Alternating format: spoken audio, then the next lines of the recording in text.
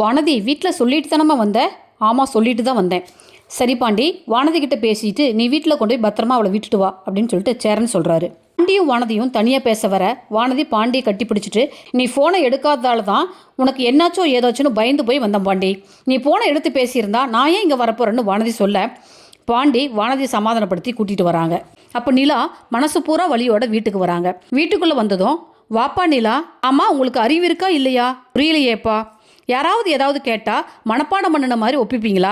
இன்னசென்ட்டாக இருக்க வேண்டியது தான். ஆனால் இப்படி முட்டாளாவாக இருக்கிறது? உங்களால் இன்னைக்கு எந்த அளவுக்கு தலை குனிஞ்சு நின்றுட்டு இருக்கேன். நீங்கள் அந்த ராகு கிட்ட என்ன சொன்னீங்க? அது உன்னையும் சோழனை பற்றியும் கேட்டார். நான் சொன்னேன்.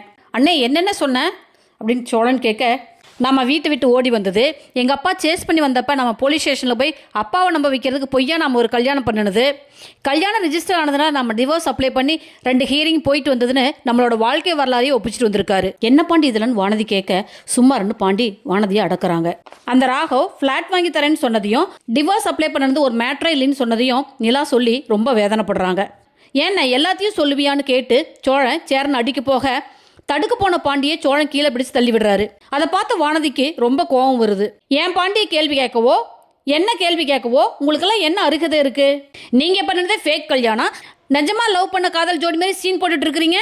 நானும் எவ்வளவோ கதையை கேள்விப்பட்டிருக்கேன்ப்பா. அது எப்படி இவங்க தான் இந்த வீட்டோட வெளிச்சம், இவங்க வந்ததுக்கு அப்புறம் தான் வீடு வீடாக மாறுச்சு, இவங்க நில்லு நான் இந்த வீடே நிற்கணும், உட்காரு நான் இந்த வீடே உட்காரணும், இவங்க ஒரு வார்த்தை சொன்னால் போதும் இந்த வீடே தலை குப்புறக்க வந்து அவங்க சொல்கிறது தான் செய்வாங்களாம்.